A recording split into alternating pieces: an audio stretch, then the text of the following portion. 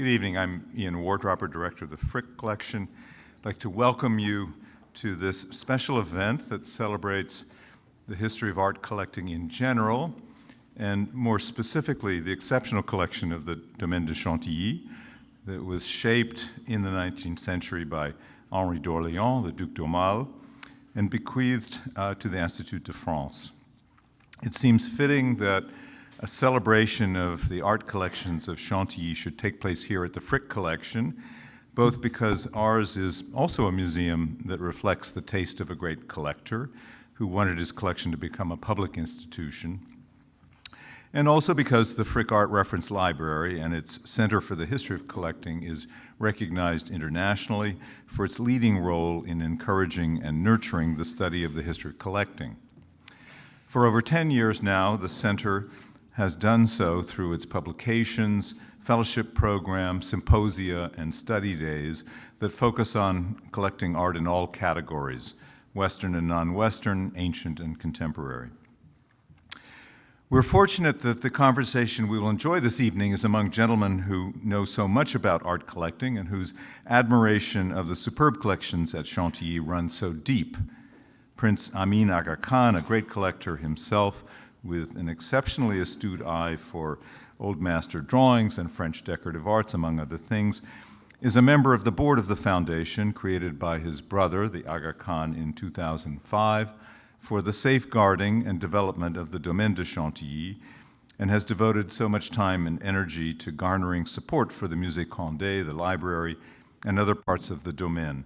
And I'm grateful to Amyn for letting me ambush him at a cocktail party and asking him to join us tonight. Never attend cocktail parties. And, Philippe de Montebello, who hardly needs an introduction to this audience as Director Emeritus of the Metropolitan Museum of Art, has, since his retirement in 2008, been teaching numerous courses at the Institute of Fine Arts on various aspects of art collecting. And he's been very generous to his time, with his time to the Frick, and one might say a glutton for punishment, as he's going to return to the stage twice in the next 2 weeks. They're joined this evening by Mathieu Deldicque, curator of the Domaine de Chantilly, and their conversation will be moderated by Inge Reist, director of the Frick Center for the History of Collecting, to whom I will now turn over the proceedings. Inge.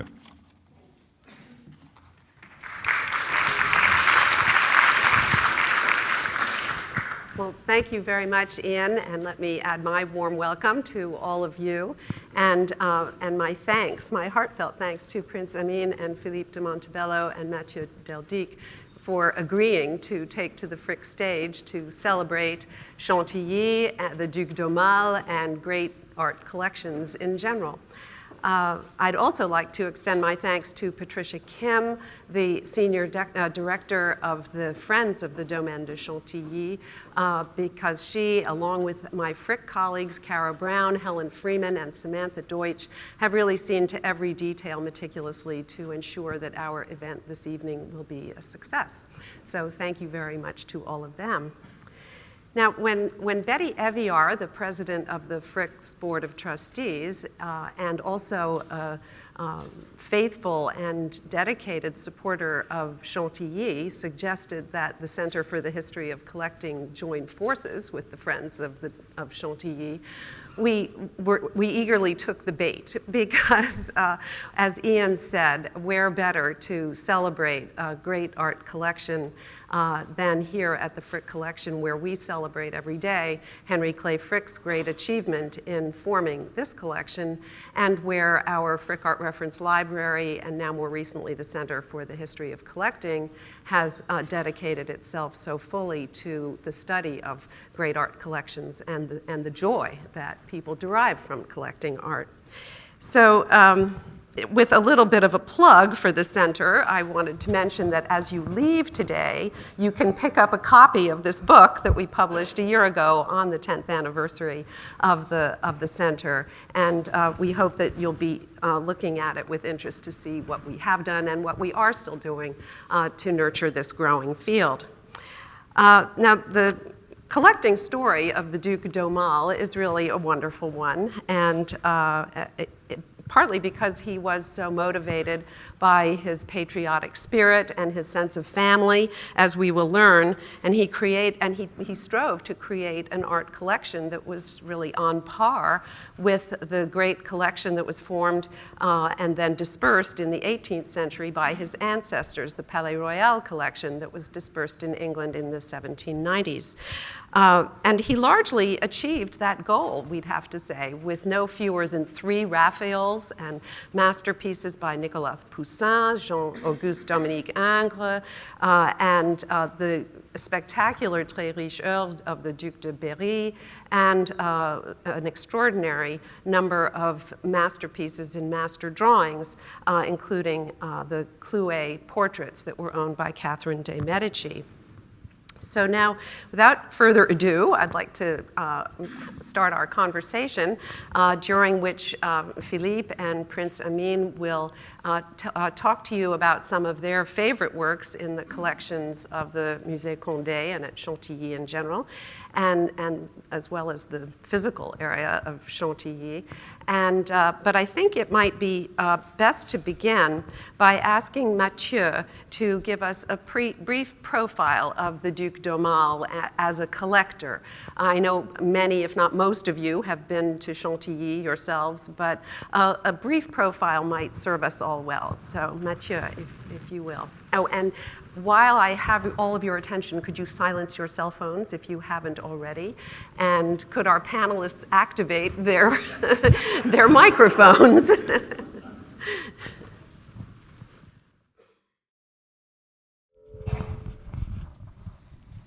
Okay, thank you, Inge, and thank you to the Frick Collection for this event, and obviously thank you for the friends of the Domaine de Chantilly.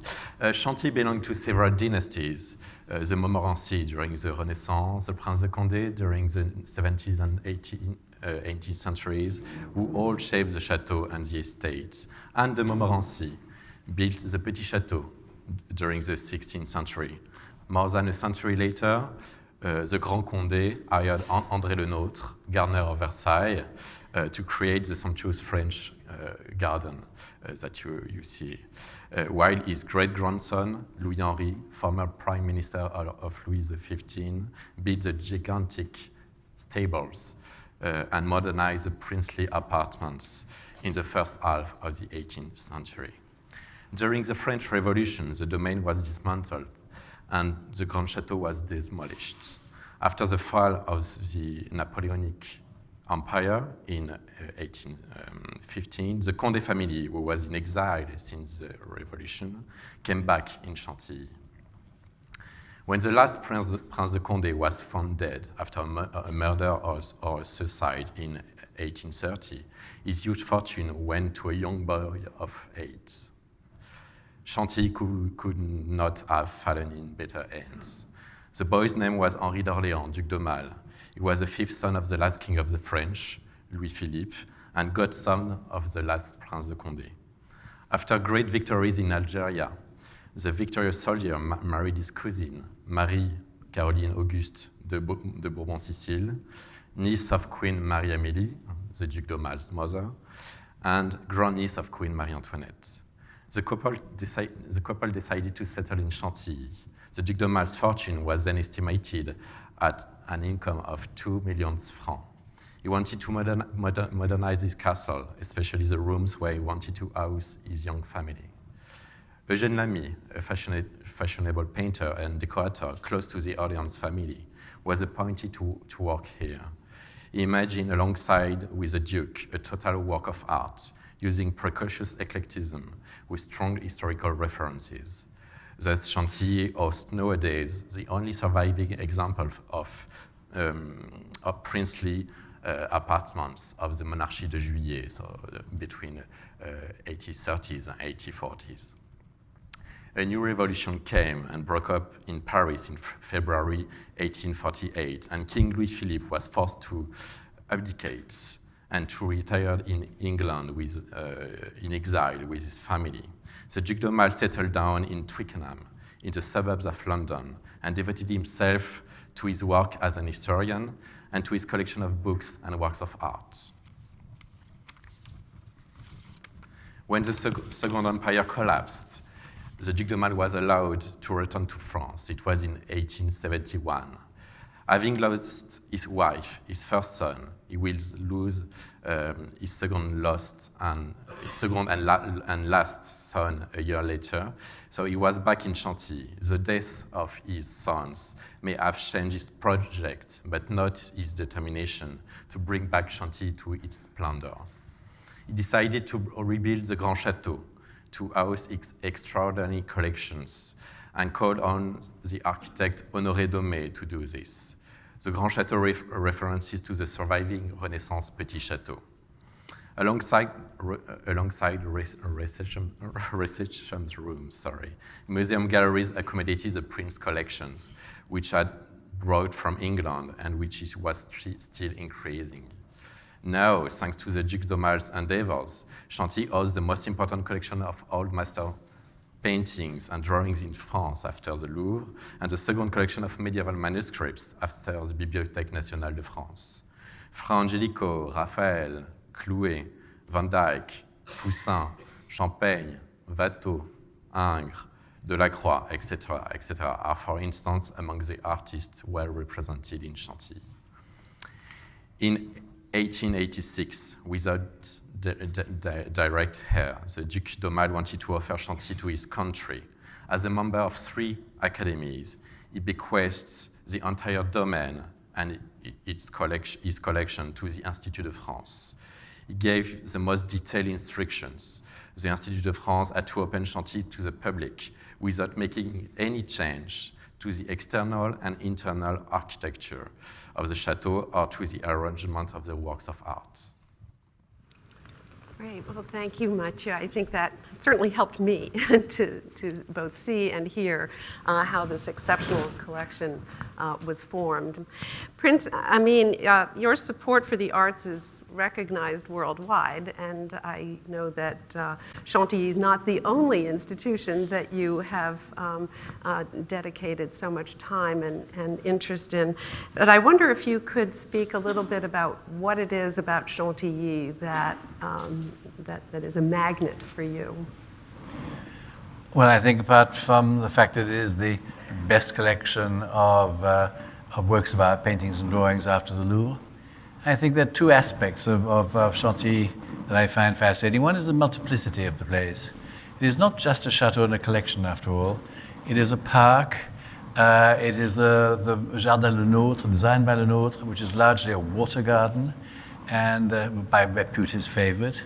It is the Hameau, which was copied by Marie Antoinette, and is absolutely charming with its canals and the geese and the ducks that waddle around. When I started being interested, I suggested we buy more geese and more ducks, but the conservators were not very pleased with the idea because apparently they have digestive problems. But I thought they would be very sweet. It's completely cinematographic. It's a movie scene. And then, of course, the Grandes Écuries, which are amazing, in my view, one of the really great buildings of the Louis XIV period, with these amazing statues on the roof. I'm hoping one day we can copy those statues in 3D and bring them down to ground level so that people can actually look at them and admire them, because they're of huge quality. So that was one part of it. And the other part, I think, is the fact that it's not just a grand palace, but it's also a private house. It has something of the quality of the English stately home, in a funny way. And it's kept that kind of intimacy, which a place like Versailles, for instance, has lost. I remember, again, I was accused of being a Philistine, but I thought it'd be nice if we left an occasional book open on the table and a pullover maybe on a chair. But apparently that is not what you do with historical buildings, even if the pullover is very nice. So those were the 2, I guess, the 2 reasons. One is the private part of it, the private public, and the other is just the spread, the breadth of what is on offer. Thank you. So understandable. Philippe, we can hardly be surprised with your French roots that you would be drawn to a place like Chantilly, and then that would be compounded by your deep knowledge of Renaissance art as well as other art, having headed up an encyclopedic museum. But there must be something special about Chantilly that causes you to keep going back and back, too. But I don't think it's necessarily my French roots. There are a lot of places in France that I don't particularly like. So I won't name them here, but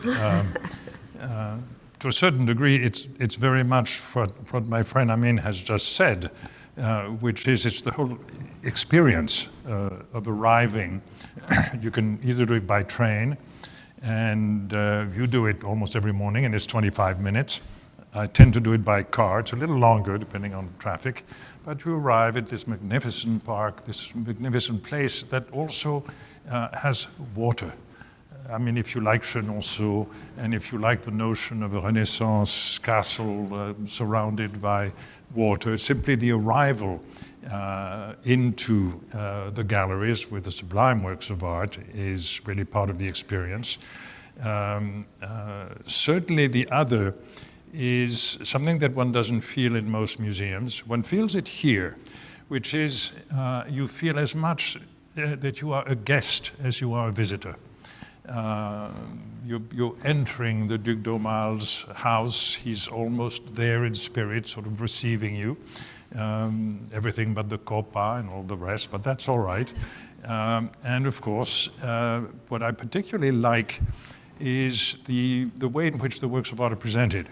There are many recreations around the world of a 19th century hang, as the English say very conveniently, with several layers of touche-touche, I think we say in French, of the paintings up and down the wall. The thing about Chantilly is that this is it. I mean, it's not a reconstruction. It is as it always was. And to me, that honesty, that real experience is, aside from the works of art themselves, is one of the reasons that I like to go there and bring friends there who are always stunned by the beauty of the place. Right. Well, as Mathieu said, nothing can move around, so it really is the way the Duc d'Aumale left it. Although maybe you should think about leaving that open book on the table, as Prince Amyn suggests, so that the Duke's presence can be felt all the more. And so I'm interrupting. I think actually things were moved around. How about the drawings? Because originally he'd hung the drawings in and amongst the paintings in daylight, which is not where you normally put drawings. So how were those moved without breaking his testament?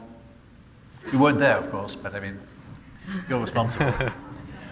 No, the first condition of the testament is to preserve the collection for the future generation. So that's why the drawings are now in storage. Yeah. Yes. It was a classic thing anyway of all the collections, wasn't it, at that time? That when these privates made museums, I mean, the Frick has the same thing, doesn't it? You're not allowed to lend paintings of the original collection outside of the museum. It was a standard clause, really, in the 19th century. Exactly. Mathieu, you mentioned that the Duc d'Aumale was in part motivated to bring back the Orléans family works, even specifically, that had been sold from the famed Palais Royal collection in the 1790s, all in England. And these were, for those who don't know, spectacular blockbuster sales avant la lettre, because the exhibitions prior to the sales lasted 6 months and drew crowds beyond anyone's expectations. But a lot of the works ended up in British collections and then ultimately made their way into British museums, Scottish museums, American museums. The Frick collection, we're happy to say, has 2 Veroneses, 2 Van Dycks, and 1 Hans Holbein the Younger that were in the Orléans collection. So we're very pleased with that. But so how did he go about it? It couldn't have been an easy task to take on this quest. Yes, the Duc d'Aumale may have desire to emulate the Orleans family collection as the Palais Royal, the 18th century collection, whose dispersal may have maybe caused a kind of trauma in the family. He did not know this collection directly because it was sold far before his birth, but he owned an album of prints depicting all the in his personal library, all the paintings of the Orleans collection. So he bought several paintings of this collection. In 1865, the Orleans Madonna by Raphael, maybe one of his favorite paintings, thanks to its provenance and its authorship, because Raphael was the best painter for the Duc d'Aumale.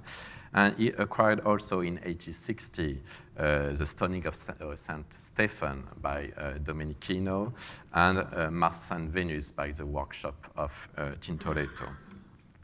But besides these Orleans interests, he above all wanted to bring back French treasure to France, even during his exile, because he knew he could come back in France one day.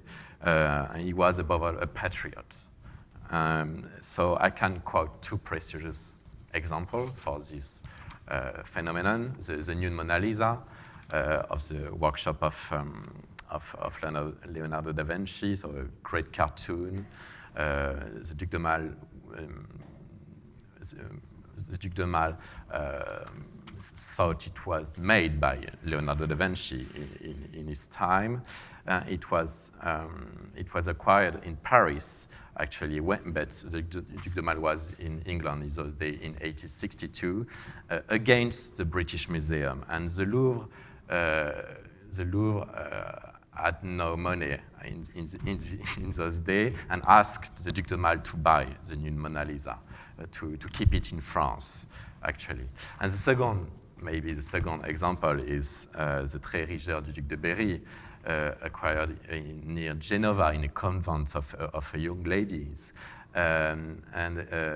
This is maybe one of the most famous medieval manuscripts of the world, painted by the brother Limbourg brothers, around 1410, and it's very famous thanks to its calendar, very rich, depicting the activities of the lord, of the peasants, etc.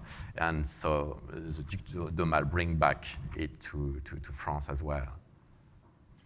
I'd like to interject something very quickly on the Orléans collection, because it's very easy to simply say the Orléans collection.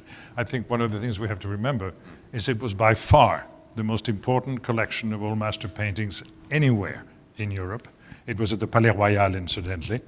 And when it went to England as a result of the Revolution, but just before the Revolution, they sent it off, the great English scholar Francis Haskell considered the arrival of so many great pictures in London, which was not lacking for great pictures. It didn't have a National Gallery, but it didn't have great pictures. He called it the Orléans generation, the last 2 decades of the 18th century. So it's a major phenomenon. And so for the Duc d'Aumale to want to repatriate some of those things was of considerable importance. Absolutely, incredible sales. So now I have to admit that before I knew the selections of works that Prince Amyn and Philippe wanted to talk about, I was trying to imagine what will they choose. And I was a little surprised, but Prince Amyn, will you speak about your, this was more of patriotism, sorry. So here we are, the Carmontel. Well, that's actually a difficult question. I think where paintings are concerned, I would like to see the Pierino da Vaga given more exposure and more study. It is, to me, an absolutely major painting where the academisme, the traditional of that day, suddenly yields the way to the beginnings of mannerism. So I think that is a painting we should do more with, frankly. Apart from that, of course, the Carmontels, I think a thing that's absolutely unique. Carmontel lived for a ripe old age in those days and lived almost the entire 18th century. And the Duc d'Aumale bought a first lot of something like 450 of his drawings, hotly followed by another lot of some 30. So out of Carmontel's total production, which is some 700 odd drawings, Chantilly is sitting on 480. Which means, by the way, that nobody can do a serious exhibition of Carmontel without us. As we can't lend them, guess where the best exhibition is going to be. But it's an amazing group. All of the aristocracy of France in the 18th century, the musical world, In those days, after all, aristocratic ladies were expected to know how to paint and to draw, and they all did. But you have Mozart as a young boy playing when he came to visit Paris. You have virtually all the intellectuals. You have all the Salonières. You have Madame du Châtelet, of course. You have Voltaire. So it's really, in a way, a digest of all the intellectual and the creative and artistic world of the 17th century, of the 18th century in France. And I think it's a very unique thing. One can find it somewhat too Egyptian because everybody's put in profile. But I do think as an ensemble, it is really quite unique. And where the building is concerned, I think my favorite room is actually the Grande Singerie, which is the only extant Grande Singerie which we have today, and is again another one of the great traditions, along with the chinoiserie and the turquerie and the singerie. Singerie inherited, I imagine, from the Dutch, probably. But it's a unique decor, which has been restored, where we're going to do, I trust, an exhibition of porcelain. And Meissen porcelain will have the Meissen monkeys, which will feel right at home. And as in those days, monkeys originally were meant to represent the foibles of man, and more sat with more of a satirical approach, the foibles of politicians, I think it'll be interesting to have them backed up with photographs of some politicians, really, modern ones.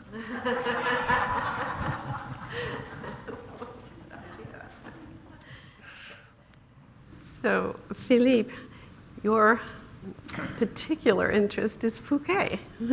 Well, the interesting thing is neither Prince Amyn nor I have chosen paintings per se. He has chosen drawings, and I've chosen miniatures. I chose the Hours of Etienne Chevalier by Jean Fouquet. Jean Fouquet was by far and away the greatest French painter of the 15th century.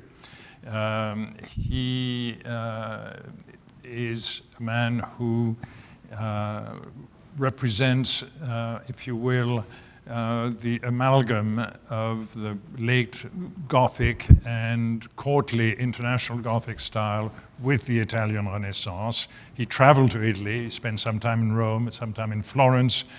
He knew the frescoes of Masaccio, Masolino, he knew the works of Fra Angelico, but he also knew very well the works of the Netherlandish artists, of Van Eyck particularly.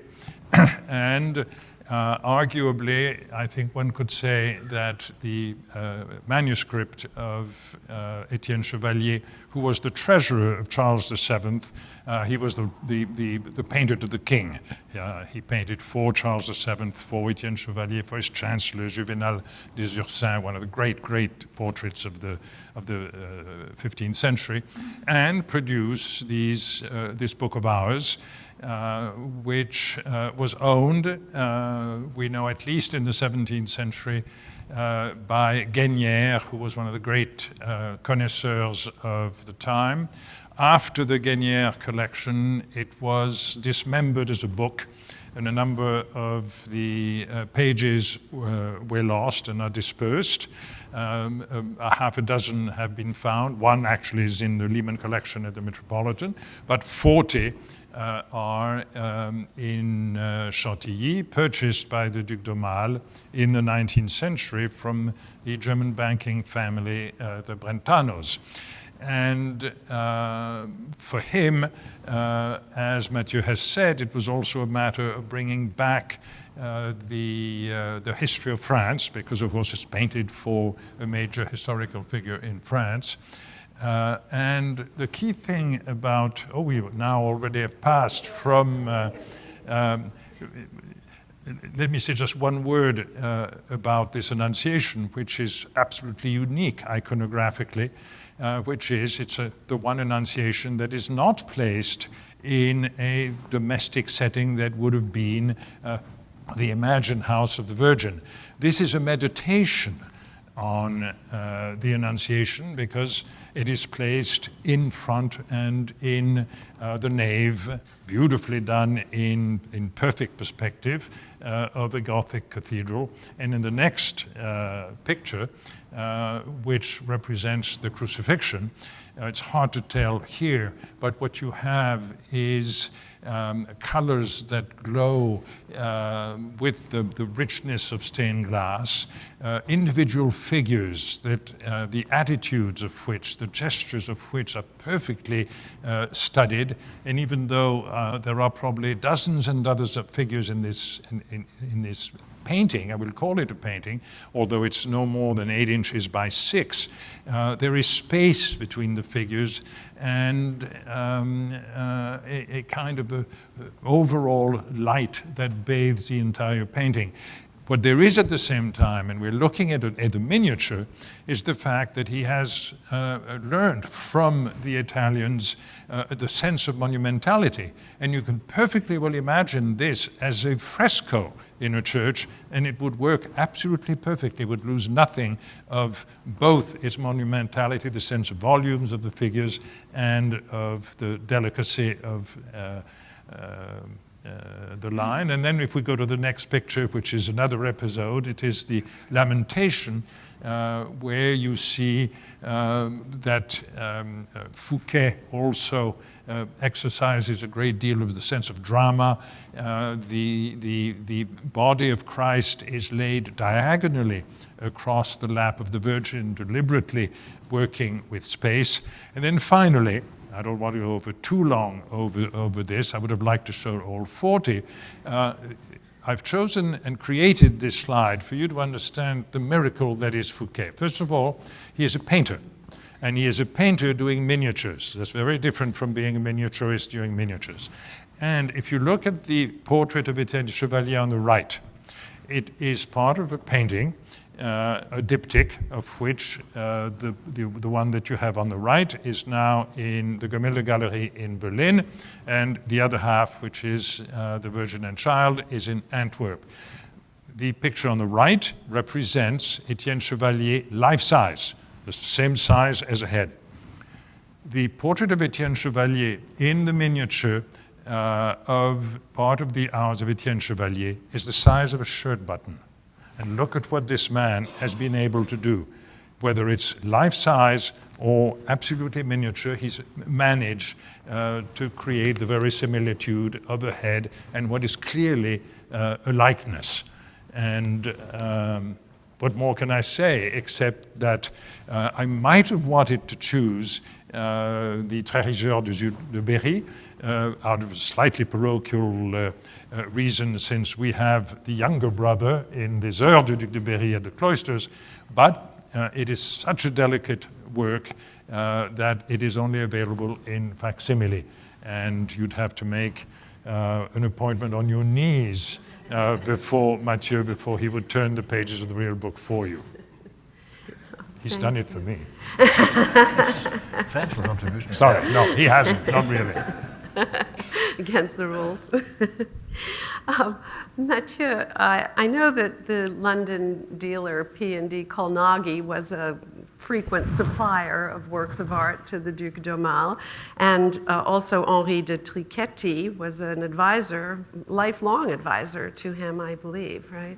But given the range of the types of art and books too that the Duke collected, he must have had a number of other sources too. So I wondered if you could speak a little bit about the dealers and advisors who helped guide him, maybe not from the beginning, but. Yeah. Thanks to the Colnaghi, the Duc d'Aumale purchased the Carmontel, for instance. But he, as you said, his most loyal art advisor was Henri de Trichetti, a sculptor, French sculptor, who was before advisor to the Prince Albert of England. And Trichetti acted as an intermediary for the Duke to buy, for instance, the new Mona Lisa, Italian manuscripts, a few 19th century paintings, but his major help was to acquire the amazing collection of drawings gathered by Frédéric Rézé, curator of the Louvre, keeping secret the identity of the Duke. Trichetti negotiated this purchase in 1861. It was 381 drawings with masterpieces by Lippi, by Michelangelo, by Raphael, by Parmigianino, by Dürer, by Poussin, Claude, Watteau, etc., etc. So a really important purchase for the collection of the Duc d'Aumale. For the 19th century paintings, the Duke asked a Parisian dealer, Paul Durand-Ruel, that you may know, who provided him with Orientalist paintings or romantic paintings by Vernet, Hébert, La Malaria here, or Bénouville, for instance. But the Duke had no interest at all in Impressionism or in the art produced after the middle of the 19th century. So Paul Durand-Ruel did not supply him with Renoir or Monet, etc. Yes. I just want to do a little postscript to Fouquet, because there's something that might interest this audience. There's another reason why I chose it. The first is because I studied with Charles Sterling, who wrote the most important books on the French primitives and on Fouquet in 1960 when I was at the Institute of Fine Arts. But I had many, many conversations with Klaus Perls. And all of you, or many of you, know Klaus Perls as the great dealer of modernist painting, all the way up to Matisse in the 20th century with his gallery on Madison Avenue. But in 1941, Klaus Perls published the best book that exists on Jean Fouquet. So he was a very universal man with a wonderful mind. Which is interesting because, of course, Durand-Ruel's fame rests on the more modern Impressionism, and Perls rests on the modernists, and yet here they are, which segues perfectly into the next thing we were going to talk about because, oops, what happened here? There we go. We were speaking when we got together yesterday about who might have been the Duc d'Aumale's rivals, and you've already clarified that, Mathieu, that he kept his name secret in some of the negotiations because with a fortune like his, obviously the dealers would have been salivating and he might not have found it easy to acquire things. But he did have rivals in America, William Henry Vanderbilt, and who ultimately bequeathed this horse fair by Rosa Bonheur to the Metropolitan Museum.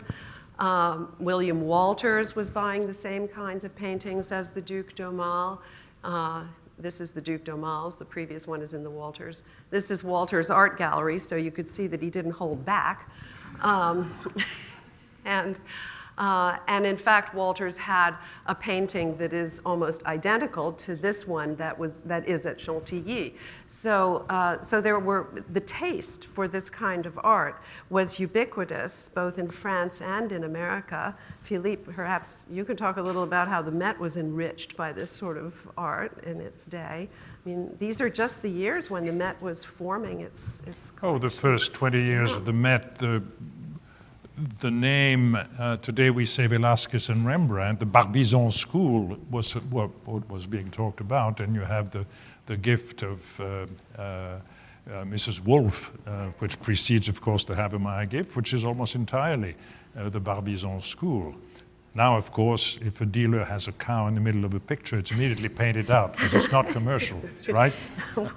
Well, and we might add in our own house here, Henry Clay Frick, of course, started out collecting all of this kind of art as well, and he was 50 years old when he acquired his first significant old master picture. So, but they learned. But I mean, they moved right. From the Barbizon into the grand style, the grand style. Exactly. And I'd really like to just throw it out to any of you, perhaps Prince Amyn, you could give your opinion. How did the Duc d'Aumale's collecting taste evolve, do you think? Well, I think he started off basically collecting family souvenirs in a funny way. He inherited the Condé fortune when he was only 8, and much of his early years, I believe, was spent trying to rediscover the Grand Condé. recreate the Grand Condé. And apart from that, then he was always interested in Orientalism because of his military experiences in North Africa.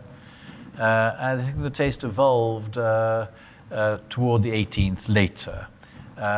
He was always fascinated by the 16th century and the wars of religion, which in a way explains the Clouets and I think the collection has over 380 drawings of the 16th century.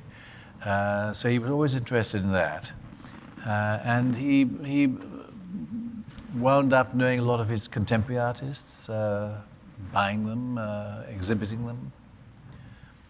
I think he evolved to a much more general view with age.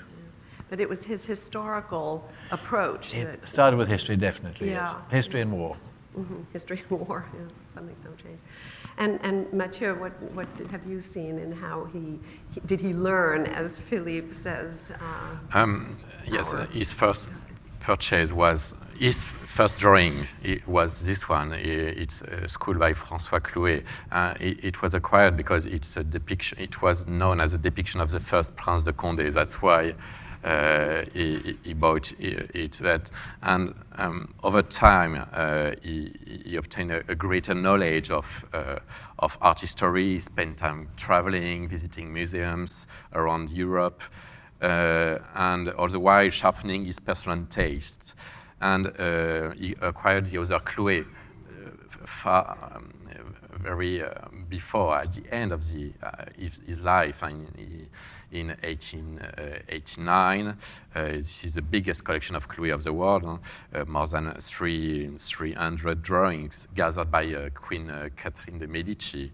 And it was the property of Lord Carlisle in Castle Howard in those days. And he was advised by Henri Bouchot. And the role of the advisors are very important for the Duc d'Aumale. Henri Bouchot was a specialist of French Renaissance portraits at the time, so that's why he could acquire this fantastic collection.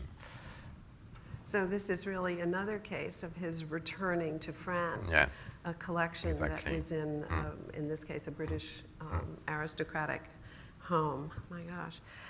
Philippe, do you have ideas about how the Duc d'Aumale evolved in his taste?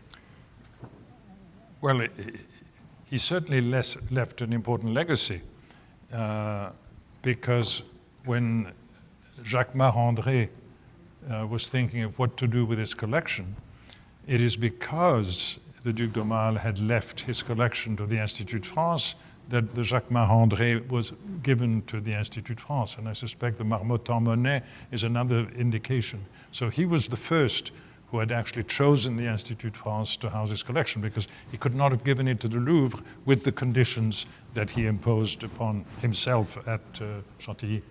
And then this even goes across, well, I'll come back to that, goes across the pond a bit, because the Wallace collection followed, and Waddesdon Manor. Well, like the Wallace collection, and, fantastic furniture. Yeah, I mean, there's exactly. spectacular furniture. And even the Frick collection, a great example of a wonderful private collection given to the public. But let's go back here.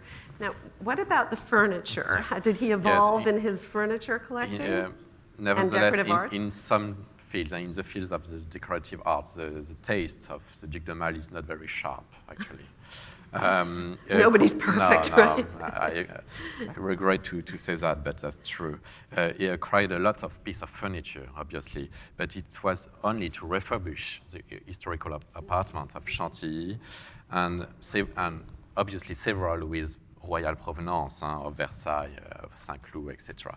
But he could not or did not want to make a distinction between Rococo and Neoclassicism. This is the same for him.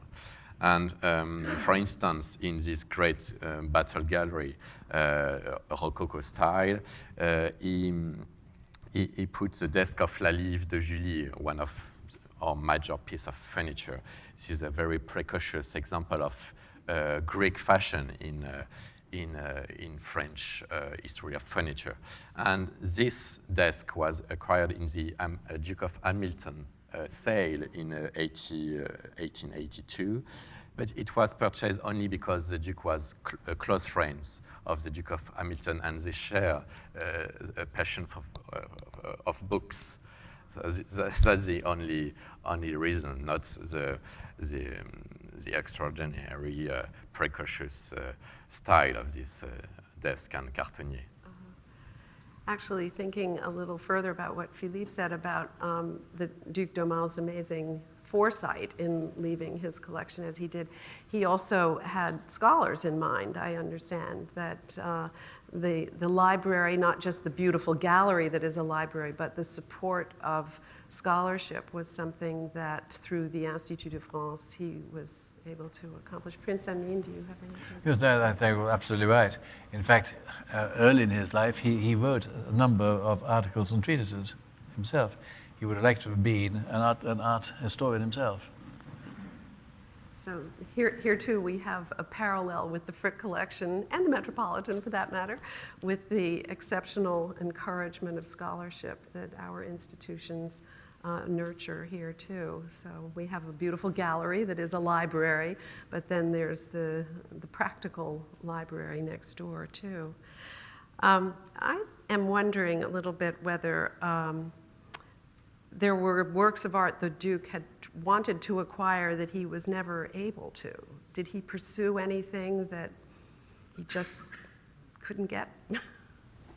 Well, he wanted desperately the so-called condottiere of Antonello da Messina, which is now in the Louvre, and he ended up ceding it, I guess, to the Louvre, but not before he had a copy in aquarelle, if I'm not mistaken, really? made of it, which is hanging in Chantilly. Interesting. I was But like there may have been other major the ones that things he got did. away. He had two regrets, not having a Rembrandt, and he had a photograph of Rembrandt, now in the National Gallery of London. He couldn't acquire it, but we do not know why. And the second regret was Velázquez. And you know, his father had a great collection of Spanish paintings, the Musée Espagnol, and maybe the Duc d'Aumale had this in mind also, but he couldn't acquire it either. Well, as we've been thinking about how a collector evolves, institutions evolve too, even if they can't move things around. And I wondered if Prince Amyn could talk a little bit about how Chantilly has evolved even into our 21st century now. Well, there's been a lot of restoration work that's been done. We have tried to increase the number of temporary exhibitions, activities. I've got the Journée des Plantes now that takes place there twice a year. I'm hoping to get some music down there. I'd like to do a music program too. So I think the offer has expanded. It's important that Chantilly be better known in France. In France, as well as outside of France, yes. Goodness. Well, the evolution must sound very familiar to Ian Wardropper and the efforts that we are putting forward We here did too. the Jeu de Paume, so we can do temporary exhibitions there.